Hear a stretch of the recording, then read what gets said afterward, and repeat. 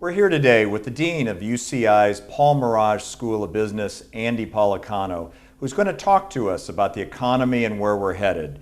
It's great to see you, Andy, and thanks for being with us. We're now 30 days into the new business year, and can you give us an assessment of the economy and if you see any optimistic signs? Yesterday I was giving a talk about the economy, and I was about to say, there is a positive sign. It is sunny today. Then we all looked out the window and it was pouring. So there wasn't even that to be able to say that was positive right now. And I think that right now the signals that we're all hearing, every 5 minutes we're being pounded away with the next piece of bad news with the media. And all of those signals are adding up to something which is quite deteriorous for the economy as a whole. What impact, if any, do you see in the inauguration of Barack Obama on the American economy? New optimism coming in with President Obama and the new administration, and that's got to help. People are obviously really decreasing their spending right now due to this real negative feeling about their future income and their future wealth and the wealth hits that they've already taken. But another big component of that is their confidence level is way down.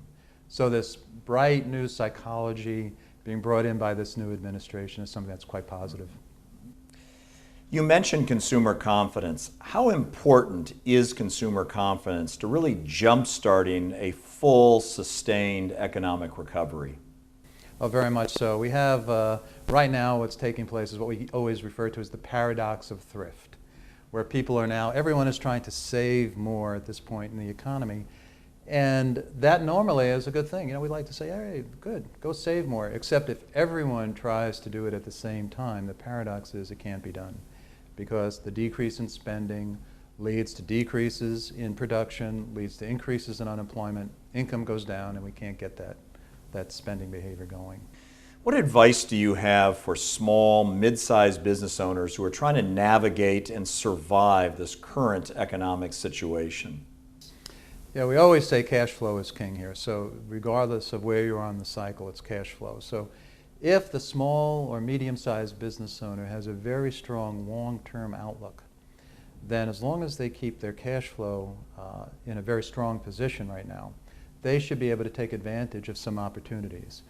Some other organizations, some other companies may not be so fortunate. So if they have strong cash flow, acquisitions are possible, acquiring more talent is possible. There's a lot of excellent talent out there. So these are the kinds of things that you would want to keep in mind at this point in the cycle as opportunities. As you look ahead, Andy, at Orange County and really Southern California, what are the three things that must happen to really create an economic recovery that we can count on? Yeah, what happened in the OC here is a little bit more complex than in the aggregate economy. And the reason was that we started into this downturn ahead of the U.S. economy due to the finance, the mortgage industry, and the real estate markets here. So we were so heavily dependent on those that caused us to kind of go into this downturn much more quickly. So on the other side, you've got to look to the strengths in this economy, which are in the healthcare industry, the medical device industry. Education is a strength, professional services is a strength. And I think those are the areas that we're going to see kind of hold us through this period and then be the cornerstones of the next recovery. Some forecasters have been predicting an upturn in the economy, the start of a recovery, maybe in the third, most likely the fourth quarter. Do you agree with that assessment? Well, I think most of these forecasts that have been optimistic have said the third quarter. That I can't see. But the fourth quarter is realistic, and that's where economic activity might hit a bottom. Economic activity, broadly defined, would hit a bottom and start to rise. But the interesting thing is the unemployment rate, which is a lagging indicator. Unemployment isn't going to recover until the middle of 2010.